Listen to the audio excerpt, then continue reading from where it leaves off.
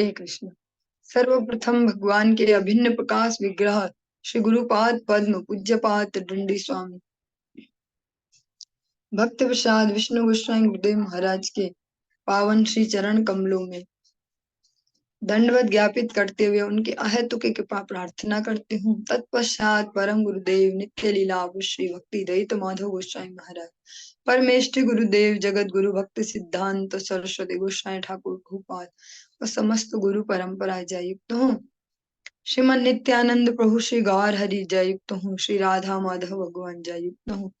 हम सभी पर अपनी कृपा वर्षण करे। चलिए हम सब प्रवेश करते हैं श्रीमद् भागवतम में। प्रथम स्कंद के चतुर्थ अध्याय के नंबर 11 नंबर श्लोक को हम आज श्रवण करेंगे। ओम नमो भगवते वासुदेवाय। ओम नमो भगवते वासुदेवाय। ओम नमो भगवते वासुदेवाय। नमन्ति यदपादनिकेतमात्मनः शिवाय हानियधनानि शत्रुवः कथं स वीरा श्रियमङ्गदुस्त्यजाम् युवशतोत्स्रष्टुमहो सुभिः। एक बार फिर से उच्चारण करेंगे। नमन्ति यत्पादनिकेतमात्मनः शिवाय हानियधनानि शत्रुवः कथं स वीरः श्रियमङ्गदुस्त्यजाम् युवशतोत्स्रष्टुमहो सुभिः। पहले हम इसका शब्दार्थ श्रवण करेंगे, आगे भावार्थ की ओर बढ़ेंगे। वे इतने बड़े सम्राट थे कि उनके सारे शत्रु आकर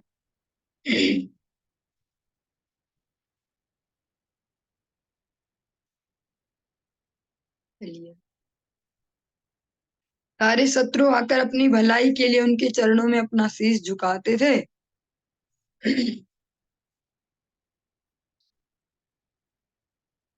और अपनी सारी संपत्ति अर्पित करते थे।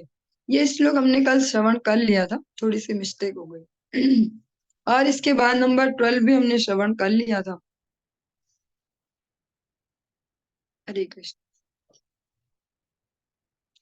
आज है नंबर 14 श्लोक, थोड़ा सा मिसप्लेस हो गया माइंड से।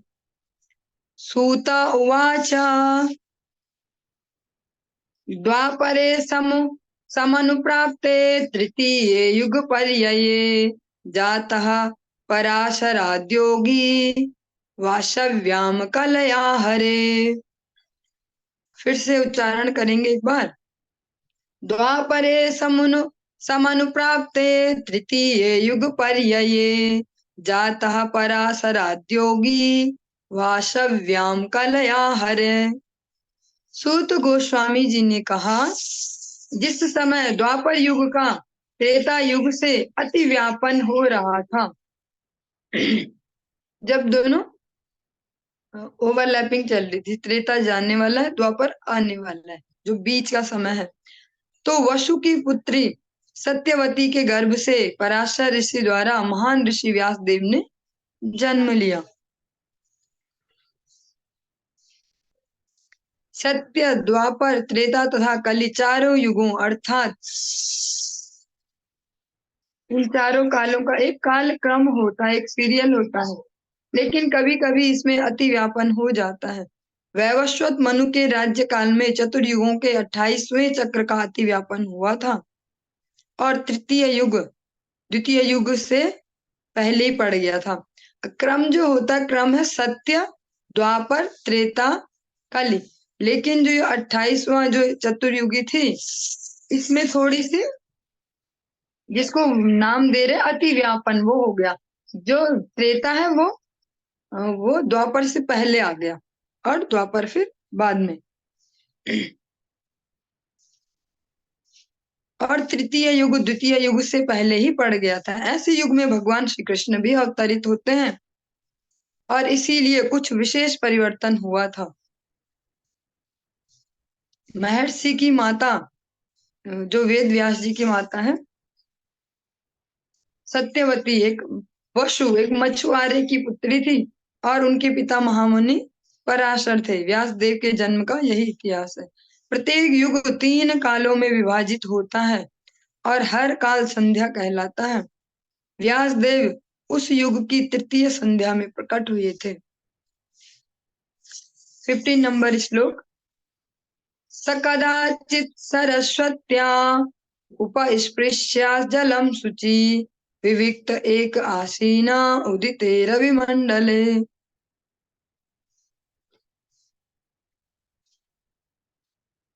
एक बार सूर्योदय होते ही उन्होंने, व्यासदेव जी ने, सरस्वती के जल से प्रातःकालीन आचमन किया और मन को एकाग्र करने के लिए वे एकांत में बैठ गए।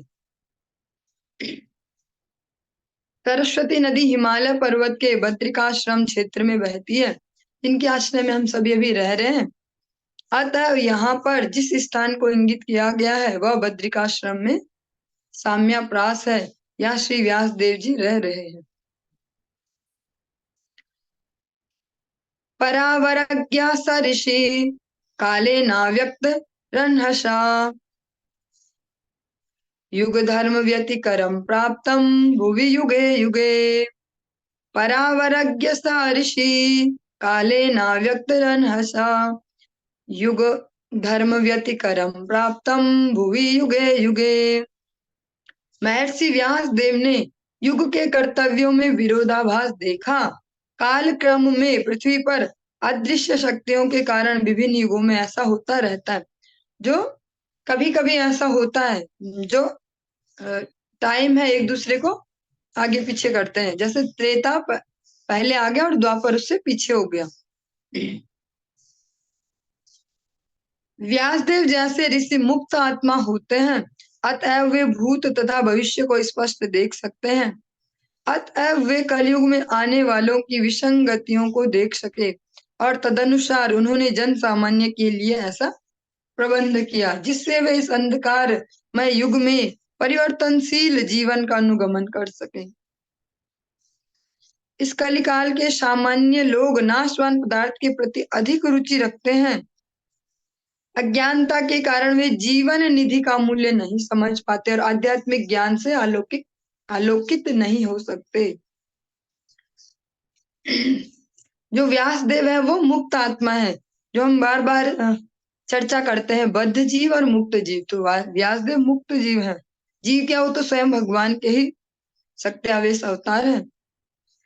वे भूत और भविष्य दोनों को देख सकते हैं और उन्होंने देख लिया कि आने वाले समय में जो अगला टाइम पीरियड आएगा कली, उसमें बहुत सारी विसंगतियां होंगी। उसके हिसाब से फिर उन्होंने वेद शास्त्र इनको सेट किया ताकि जो जन सामान्य है, जो कॉमन पीपुल है, वो भी अपने जीवन को आध्यात्मिकता से आलोकित कर सके। वरना जो विशिष्ट वर्ग है, जो खुद ही जागरूक है अध्यात्म के लिए, वो तो करेगा ही, लेकिन नॉर्मल लोगों का क्या होगा? तो उनके लिए उन्होंने व्यवस्था बनाई, क्योंकि सामान्य लोग नाशवान पदार्थ के प्रति अधिक रुचि दिखाते हैं। जो हमारा इंटरेस्ट फील्ड है वो क्या है? मटेरियल वर्ल्ड, जो नाशवान है।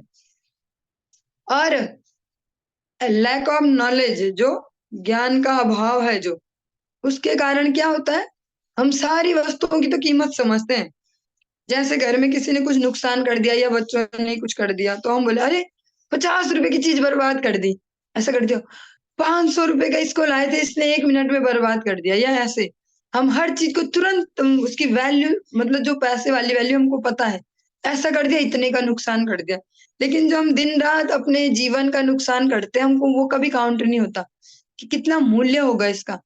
अगर ऐसे मटेरियल दृष्टि से भी देखें, लौकिक पॉइंट ऑफ व्यू से भी देखें, तो ये शरीर कितना कीमती है। एक किडनी खरीदने जाए तो पता चल जाएगा। हाँ, ऐसे भगवान ने फ्री में 2 दे रखी, अलग अलग, ऐसे कितना बड़ा सिस्टम भगवान ने फ्री में दे दिया। तो ऐसे भी देखिए मटीरियली भी, तो इतना कितना कीमती जीवन है ये।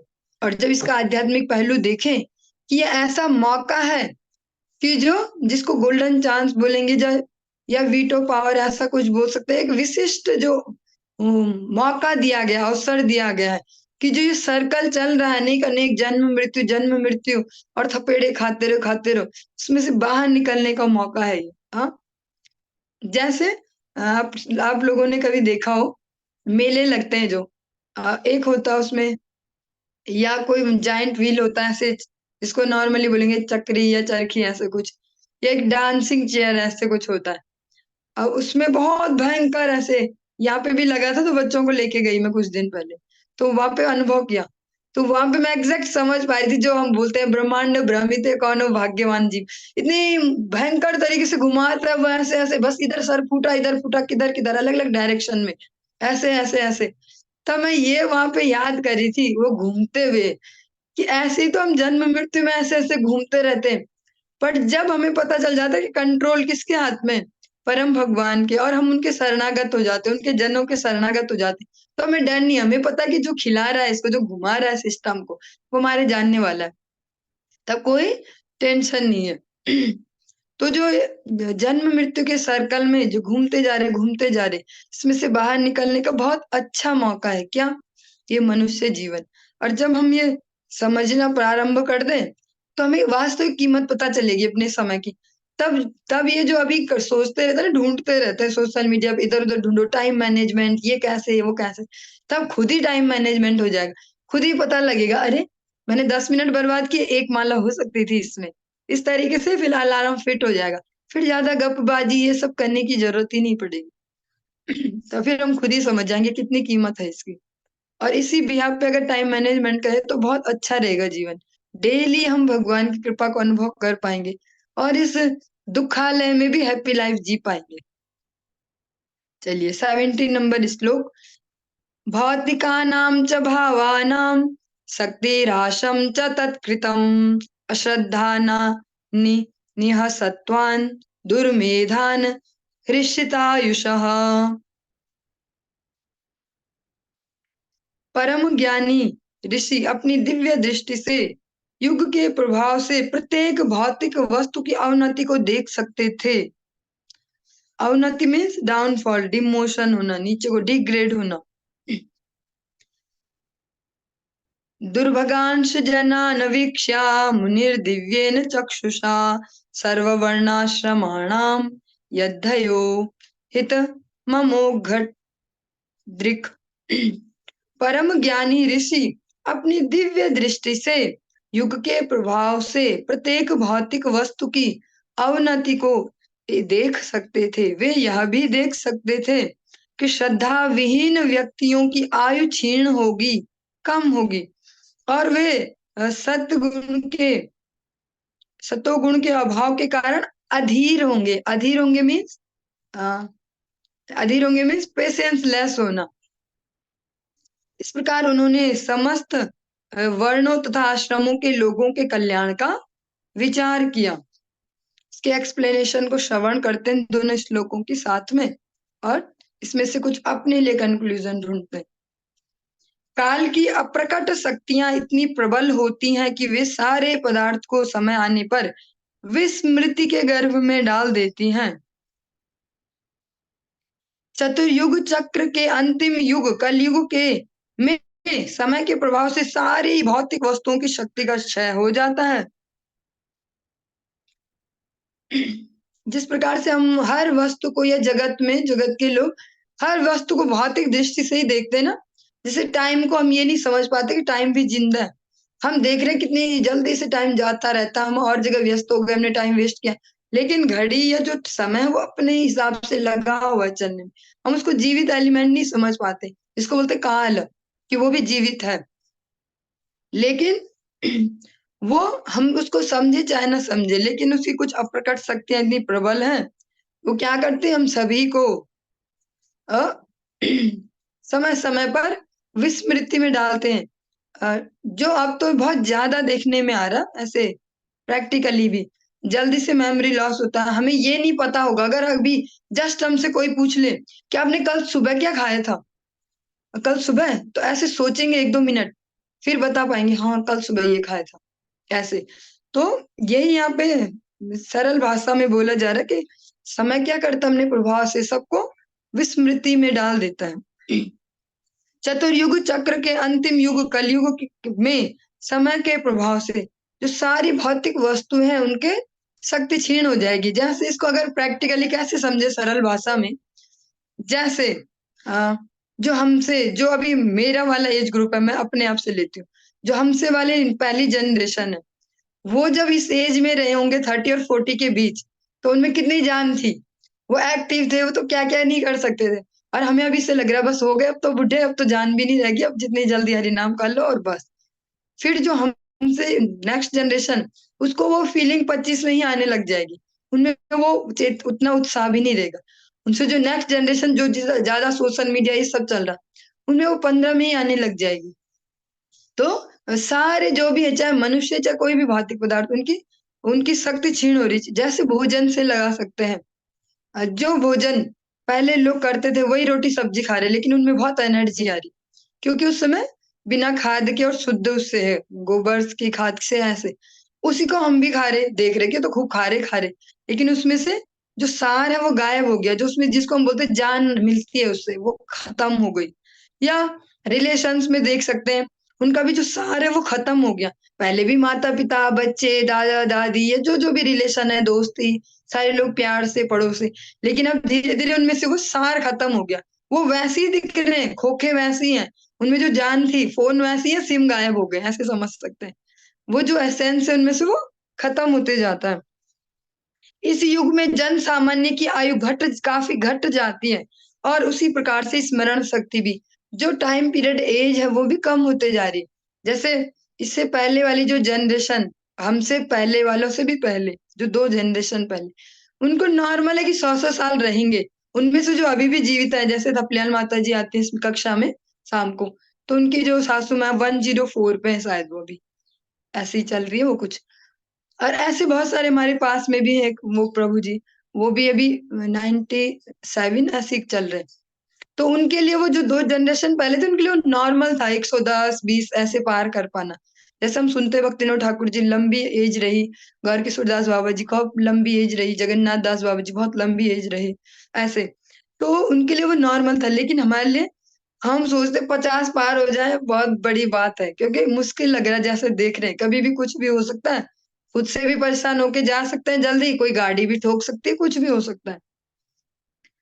और स्मरण शक्ति भी, जो हमारी मेमोरी पावर है वो भी, अगर ये स्मरण शक्ति वाली बात अगर प्रैक्टिकल ना होती, तो हम सबको इतनी एनर्जी ना ठोकनी होती कि इस लोग याद नहीं हो रहे, तो जल्दी जल्दी हो जाते। पदार्थ की क्रिया भी उतनी प्रेरणा पदार्थ की क्रिया की भी उतनी प्रेरणा नहीं रह पाती। धरती भी बीते युगों की भांति उसी परिमाण में अन्न उत्पन्न नहीं कर पाती।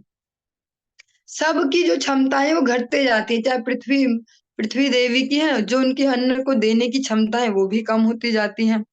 गायें भी पूर्व युगों की भांति दूध नहीं देती, गाय भी वैसी नहीं रह जाती जैसे पहले थी। जैसे शास्त्रों में अलग अलग प्रकार की 7 प्रकार की, जहां तक मुझे स्मरण है, 7 प्रकार की गायों का वर्णन है, अलग अलग प्रकार की। तो गाय भी ऐसी नहीं होती थी जैसे अब दिखती है, में दीन दुखी से। गाय भी बहुत पावरफुल होती थी अलग अलग युगों में। अकेले के लिए गाय पूरी पूरी सेनाओं को मार देती थी, उनमें भी इतनी दिव्यता थी, पावरफुल भी थी। और अगर हम अपने बचपन की, मैं अगर अपने बचपन की भी बात करूं, तो जहां हम रहे गाँव में पहले बचपन में, तो वहां भी गाय बढ़िया दूध देती थी, देसी गाय।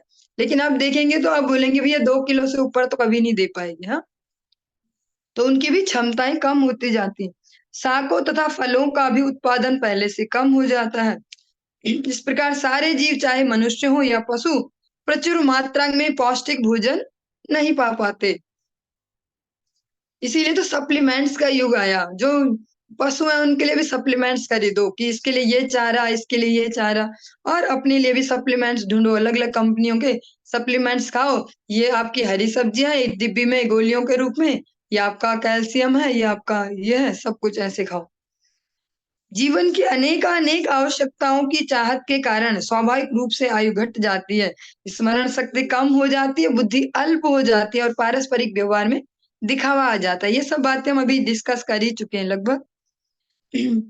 ये इसका जो बेसिक जो रीजन बोल रहे हो क्या है? जीवन की अनेकानेक, हरि बोल, आवश्यकताओं की चाहत के कारण, जो हमारी नीड नहीं, जो ग्रीड है हमारी, जो हमारी आवश्यकता नहीं, जो हमारी बोल सकते हैं जरूरत नहीं, हसरतें हैं, उसके कारण ये हो रहा है। बेसिक रीजन उसका ये है। जितनी ज्यादा जो अपनी इच्छाओं को फैलाते जाएगा, और फिर वो उतना ज्यादा उसमें क्या होगा, एज भी कम होगी, स्मरण शक्ति भी कम होती जाएगी, बुद्धि भी अल्प होगी और व्यवहारों में भी दिखावा।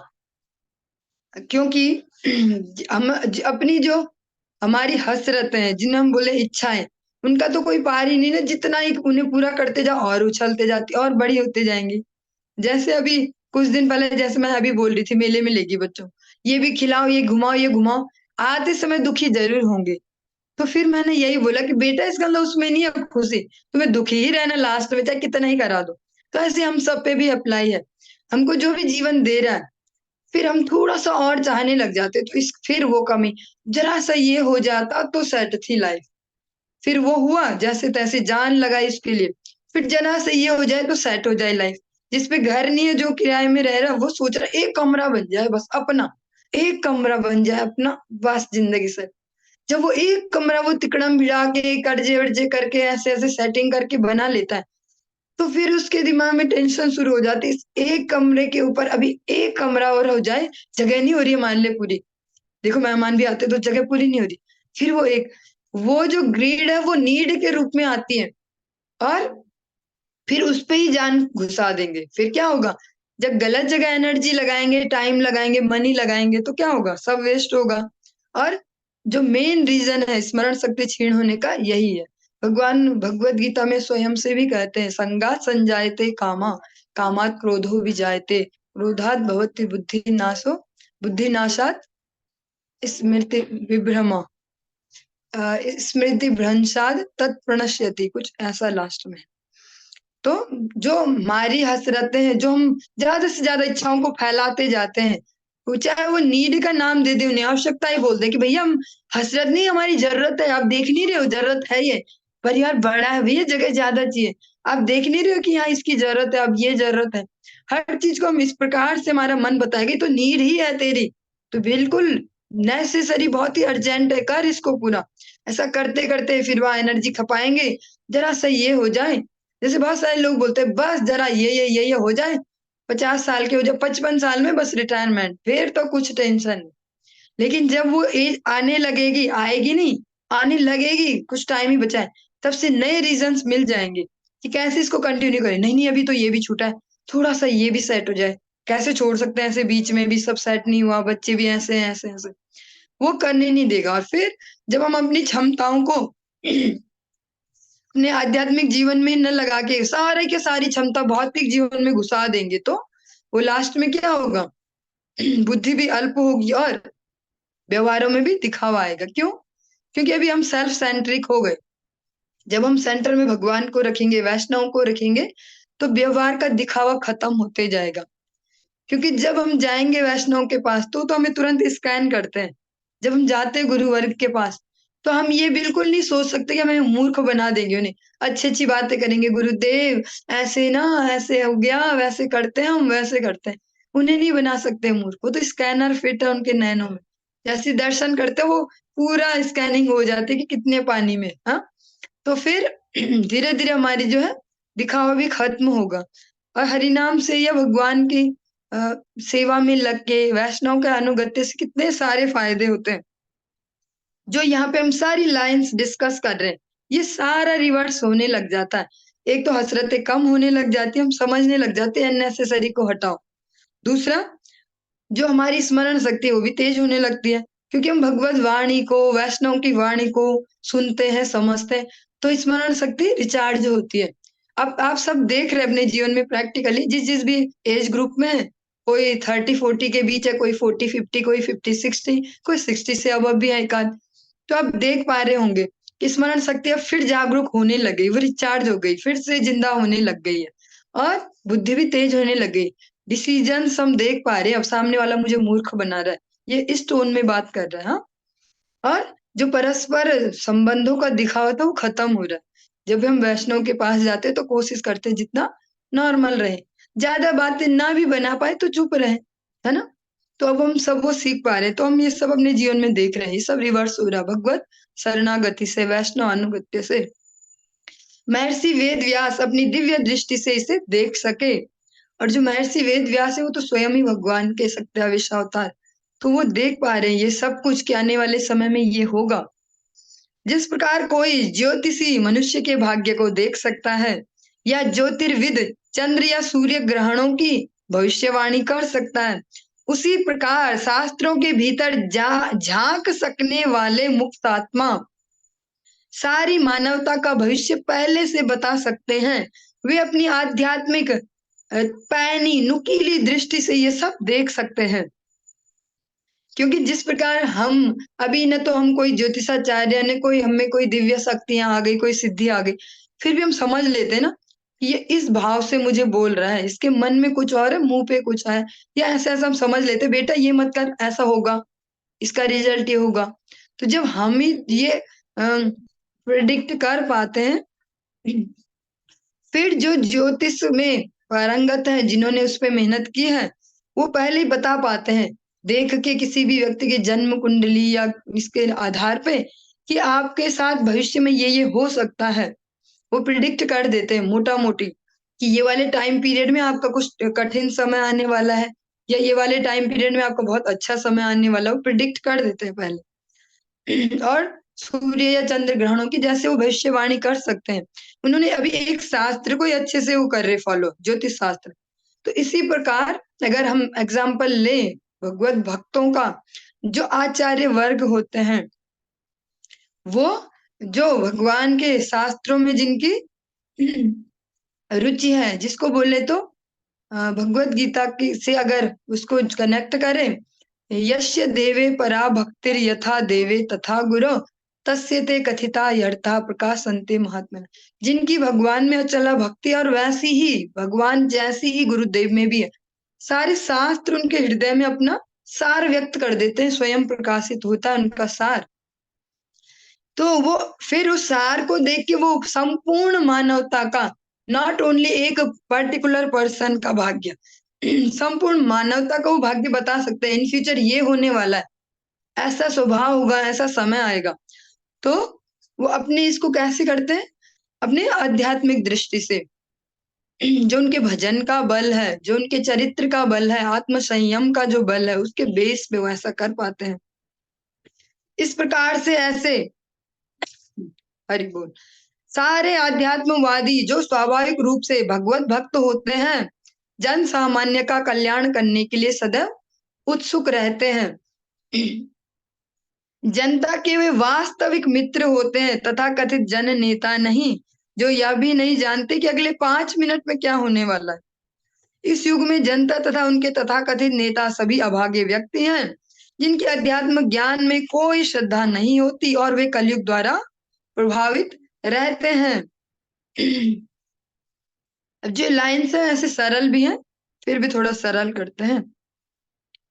जो ऐसे अध्यात्मवादी हैं, जो शास्त्रों में देख के उनका निचोड़ समझ सकते हैं, पूरे जन सामान्य के लिए, पूरे मानव समाज के कल्याण के लिए, जो उसमें से कुछ ऐसा सार निकाल सकते हैं जिससे उनका मंगल हो, वे उनके वास्तविक शुभ चिंतक हैं। हम कहते हैं ना ये मेरा वेल विशर है, ये शुभ चिंतक है, ये मेरे लिए बढ़िया सोचता है। तो वास्तविक वेल विशर कौन है? रियल जो वेल विशर है वो है वैष्णव जन। उनका क्या होता है? संत हृदय नवनीत समाना, पर दुखे दुखी होते हैं। वो अपने दुख से दुखी नहीं है, उनका कोई दुख नहीं है, उन्होंने तो भगवान को ही समर्पण कर दिया, तो अब कोई दुख नहीं। पर वो जन सामान्य के वास्तविक मित्र हैं, उनके दुख से दुखी होते हैं। और साथ में यह कहा जा रहा है कि जो हमारे सो कॉल्ड लीडरशिप है, जो पॉलिटिकल लीडरशिप, वो हमारे वेल विशर नहीं हो सकते, क्योंकि उन्हें तो खुद का भी नहीं पता कि अगले 5 सेकंड में उनमें क्या होने वाला है। कई बार हम बड़ी बड़ी घटनाएं तक सुनते हैं ऐसे बड़े बड़े पॉलिटिकल लीडर्स के जीवन की। उसका बड़ा सा एक्सीडेंट हुआ, वो वहां मारे गए, उनके परिवार में ये हो गया, वो गया। उनका कंट्रोल तो अपने जीवन पे भी नहीं है, तो हमारे भाग्य को कैसे बदल सकते हैं? इसलिए हमें हमेशा ध्यान रखना है कि हमारी सरकार कौन है? हमारी राधे जू सरकार, फिकर हमें काहे की। हमारी सरकार कौन है? राधा रानी हमारी सरकार है, ठाकुर जी, गौर हरि, श्री नित्यानंद प्रभु। हमें उनकी प्रसन्नता के लिए निरंतर कार्य करना है। जहां हम रह रहे हैं, जहां हमारे शरीर रह रहे हैं, उसके हिसाब से भी हम करते ही हैं, वोटिंग करते हैं, ये करते हैं और जो जो भी है नीड टैक्स पे करते हैं। लेकिन हमें ये भी साथ में स्मरण रखना है, वास्तविक सरकार कौन है? जो युगल सरकार है वही हमारी सरकार है। उन पे डिपेंड रहना है, तो फ्रस्ट्रेशन नहीं होगी कि सरकार ऐसी है, ऐसे कर रही वैसे कर रही, क्योंकि हमें खुद को भी नहीं पता हम पे कितना समय है, कब हमारी सरकार बदल जाएगी, कब हमें अमेरिका में जन्म मिल जाएगा, वहां की सरकार आ जाएगी। इसलिए वास्तविक जो सरकार है उस पर डिपेंड होए और अपने मंगल के पथ पे बढ़ेंगे तो दूसरे पे डिपेंड होना भी नहीं पड़ेगा, क्योंकि भाग्य तो पर्सनल है ना सबके। और अगर आपको इसमें कुछ गलत भी लगे तो छोड़ सकते हैं, हो सकता है मेरे विचार हो पर्सनल, पर भाग्य हम सबका पर्सनल पर्सनल है। कोई बड़ी बड़ी योजनाएं भी हमारे भाग्य को नहीं बदल सकती, क्योंकि जो योजनाओं को लाने वाले वो अपने परिवारों के भी भाग्य नहीं बदल पा रहे या अपने भी। तो ठीक है, बाहर से मोटा मोटी सामाजिक जो व्यवस्था है उसका भी सम्मान है, लेकिन साथ में ये भी स्मरण रखें कि हमारी परम सत्ता तो भगवान है, जो सारे ब्रह्मांडों को संचालन कर रहे हैं। ऐसे भगवान को हमने शरण ली है, उन पे ही डिपेंड हुए और अपने नित्य मंगल मार्ग में लगे। उदाहरणार्थ एग्जाम्पल के लिए, आधुनिक युग में क्षय के रोगी हैं और क्षय रोग के अनेक अस्पताल भी हैं, लेकिन पूर्व काल में ऐसा नहीं था क्योंकि समय इतना प्रतिकूल नहीं था। इसका एग्जाम्पल लें तो अभी जैसे बहुत सारी ऐसी डिजीजेस आ गई हैं जिनका कोई इलाज नहीं है। लेकिन पहले ऐसा नहीं था। क्यों? क्योंकि धीरे धीरे जो समय है वो कैसा होता जा रहा है, वो कली के बढ़ने से जो समय का प्रभाव है, मंदमति मंद भाग्य ये सब बढ़ते जा रहा है। इसलिए ऐसी जो असाध्य जिसको बोल सकते हैं, जिनका कोई इलाज नहीं, ऐसी डिसीजेस बढ़ते जा रही हैं। इस युग के अभागे लोग उन योगियों का स्वागत करते हुए कतराते हैं जो शिल व्यास देव के प्रतिनिधि तथा निस्वार्थ कार्य करता है, जो कुछ न कुछ योजना बनाने में लगे रहते हैं जिससे सभी वर्णों तथा आश्रमों के लोगों का लाभ हो सके। बहुत ही सुंदर ये लाइन्स है। इस युग में लोग उनकी उन लोगों को एक्सेप्ट करने से घबराते हैं या भागते हैं जो सच में दुनिया के मंगल में लगे हैं। कौन है वो? भगवान के अनुगत जन, भगवान के भक्त जो उनके नाम प्रचार में लगे हुए हैं। ऐसे भक्तों से बचते रहते हैं लोग, जबकि वे भगवान के वो व्यास देव जी के सच्चे प्रतिनिधि हैं, रिप्रेजेंटेटिव हैं और निस्वार्थ डेली ऐसी प्लानिंग्स बनाते हैं कैसे लोगों का मंगल हो। इसके अगर हम प्रैक्टिकल एग्जांपल देखें तो पूरे विश्व में जहां जहां भी गौड़ीय संस्थान है, बहुत सारे भक्त या अलग अलग जो वैष्णव संप्रदाय है, जो भी भक्त संस्थाएं हैं, इसमें हम अपने को ही नहीं लेंगे कि बस हमारे सेंटर से ऐसा हो रहा है। पूरे विश्व में अनेक अनेक संस्थाएं कर रही है इसी कार्य को। हम अभी श्रवण कर रहे हैं श्रीमद् भागवतम, तो ब्रॉड सोच लेके उसको देखना होगा उसी नजरिए से। तो सारी संस्थाएं मिलजुल के हर दिन हर संस्था में जो भी भगवत भक्ति में लगी हैं, उनमें जो एक एक व्यक्ति है जो सिंसियर है, वो हर सेकंड यही योजना बना रहा किस तरीके से अब लोगों को हरिनाम में लगाया जाए। अब ऐसा क्या किया जाए जिससे लोगों को हेल्प हो पाए भगवत भक्ति में। नई नई प्लानिंग्स बनाएंगे, नए नए सेमिनार्स करेंगे, ये करेंगे वो करेंगे, लोगों को बताएंगे, नए नए प्रोग्राम्स बनाएंगे उनके लिए, इस तरीके से आप भगवत भक्ति करो। हाँ, अलग अलग क्लासेस देंगे या कुछ भी, इस प्रकार से वो निरंतर लगे रहते हैं। लेकिन मनुष्य कितने दुर्भाग्य हैं कि उनकी रुचि नहीं होती है ऐसे लोगों के पास जाने में, उनसे वो बचना ही चाहते हैं। से दूर ही रहो तो ठीक है, ये तो राधे राधे वाले लोग हैं, है ना। सबसे बड़े मानवतावादी तो वे योगी हैं जो व्यास, नारद, मध्व, श्री चैतन्य, श्री रूप गोस्वामी, श्री भक्ति सिद्धांत सरस्वती ठाकुर आदि के संदेश का प्रतिनिधित्व करते हैं। जिसको बात की जाती है ह्यूमन राइट्स, जो पूरे विश्व की एक बड़ी सी संस्था है जो सारे विश्व में अलग अलग देशों में ध्यान रखती है मानव के अधिकारों का, किसी पे कोई अत्याचार ना हो, कहीं कुछ हो रहा है, जो सब जगह दखल देती है। लेकिन वास्तव में मानवतावादी जो ह्यूमन राइट्स वाले हैं, जो वास्तव में वो कौन है? वो लोग हैं जो भगवान के, जो व्यासदेव, नारद, मध्व, जो गुरु परंपरा है पूरी, इनमें जो लोग आते हैं वे वास्तव में मानवतावादी हैं। वे सब एक ही हैं, भले ही व्यक्ति भिन्न भिन्न हो, लेकिन उनका उद्देश्य एक ही है कि पतित आत्माओं को भगवत धाम वापस भेजकर उनका उद्धार करना। यही जो हम थोड़ी देर पहले अभी डिस्कस कर रहे थे कि चाहे वो अलग अलग संस्थाएं, ये नहीं कि बस हमारे सेंटर पे आओ, हमारी संस्था में आओ, हमारे गुरु जी से शरणागति लो, ऐसा नहीं। जो सारे बड़े लेवल पे जो भी भगवत भक्ति में लगी हैं अलग अलग संस्थाएं जो ईमानदारी से भगवत भक्ति कर रही है, करवा रही है, वो दिखते भले अलग अलग हैं कि संस्थाओं के नाम डिफरेंट डिफरेंट हैं, वहां जो लोग हैं वो अलग अलग हैं, लेकिन सबका उद्देश्य एक ही है।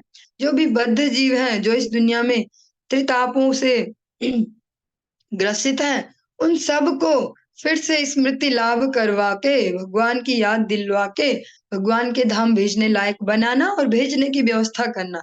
उनको वो शिक्षा भी देना कि जिससे वो जा पाए, उनको वो नाम में रुचि भी करवा पाना जिससे वो भगवान में रुचि उत्पन्न हो, और भगवान के धाम का कथाओं के माध्यम से दर्शन करवाना जिससे उनमें लालच उत्पन्न हो और उनमें लोभ उत्पन्न हो कि ऐसा है भगवान का धाम, मुझे भी जाना था। तो ये वो सारे लोग इसी कार्य में लगे रहते हैं। चलिए 19 नंबर श्लोक। चातुर्होत्रम कर्म शुद्धम प्रजानां वीक्ष्य वैदिकम व्यदधाद्य संतत्ये वेदमेकं चतुर्विधम। एक बार फिर से उच्चारण करते हैं। चातुर्होत्रम कर्म शुद्धम प्रजानां वीक्ष्य वैदिकम व्यदधाद्य संतत्ये वेदमेकं चतुर्विधम। इसका शब्दार्थ पहले श्रवण करते हैं। उन्होंने देखा कि वेदों में वर्णित यज्ञ वे साधन हैं जिनसे लोगों की वृत्तियों को शुद्ध बनाया जा सकता है। अतः इस विधि को सरल बनाने के लिए ही उन्होंने एक ही वेद के 4 भाग कर दिए जिससे वे लोगों के बीच फैल सकें। इसमें व्यास देव जी का जो योगदान है उसके बारे में वर्णन है। व्यास देव जी ने जब देखा कि जो वेद है उसमें ऐसी ऐसी विधियां हैं, ऐसे टेक्निक्स हैं जिससे जो जन सामान्य है वो उसकी वृत्तियों को शुद्ध किया जाए। वृत्तियों को, वृत्ति मीन्स जो हमारे अंदर जो इच्छा है ना करने के, जो हमारे तरीके हैं, सोचने का जो तरीका है, समझने का जो तरीका है, अंदर जो वृत्ति है, वृत्ति को अगर सरलता से समझे कि जो हमारा नेचर है, ये स्वभाव है, जो सोचने के या इच्छा करने का तरीका है, वृत्ति वो। तो उन्होंने व्यास देव जी ने दर्शन किया कि वेद में जो वर्णित है ऐसे ऐसी टेक्निक्स हैं जिनसे जो जन सामान्य उनकी वृत्तियों को शुद्ध किया जा सकता है। जब वृत्ति पे कार्य करेंगे ना, जो मेन प्रॉब्लम है वहां काम करेंगे तो बाहर का खुद ही सब सही हो जाएगा। तो उन्होंने इसको सरल करने के लिए एक ही वेद के 4 हिस्से किए और जिससे वो लोगों के बीच उसको ले जा पाए। इसका कंक्लूजन, उसका एक्सप्लेनेशन थोड़ा श्रवण करते हैं। पहले यजुर्वेद नामक एक ही वेद था, सबसे पहले यजुर्वेद ही था ओनली। इसीलिए भगवान भगवत गीता में कहते हैं, पितामहस्य जगतो माता धाता पितामहा ऋक्षाम वेद्यम पवित्र ओंकार ऋक्षाम यजुरेव च। जो यजुर्वेद है पहले यही था, फिर उसी में यज्ञ के 4 विभागों का विशेष उल्लेख था, लेकिन उन्हें अधिक सरल बनाने के उद्देश्य से वेद को यज्ञ के 4 विभागों में बांट दिया गया जिससे चारों आश्रमों का वृत्ति परक धर्म शुद्ध हो सके। ऋग, यजुर, साम तथा अथर्व इन 4 वेदों के अलावा पुराण, महाभारत, संहिताएं आदि 5वां वेद कहलाते हैं। श्री वेद व्यास तथा उनके अनेक शिष्य इतिहास प्रवृत्त व्यक्ति थे और वे सब इस कली की पतित आत्माओं के प्रति अत्यंत दयालु थे। अब ये हमारे लिए समझने का विषय है कि हम जब भी कुछ कथा श्रवण करते हैं, सारे लोगों को टेंशन केवल कलयुग के ही लोगों की थी। चाहे भी हम सुनते हैं कलयुग के लोगों का मंदभाग्य देख के, उनके बारे में सोच के, उनकी चिंता करके, क्यों? क्योंकि समय ही ऐसा है। जैसे हम समझ लें कि अगर हमारे फैमिली का कोई मेंबर युद्ध में जा रखा है या कहीं ऐसी जगह जा रखा है जहाँ बहुत विपत्ति है, तो हमें उसका ही तो बार बार स्मरण होगा। जो घर में हमारे सामने ही ठीक ठाक है उनकी टेंशन थोड़ी होगी, जो ठीक से खा रहे पी रहे हमारे सामने ऐसे है।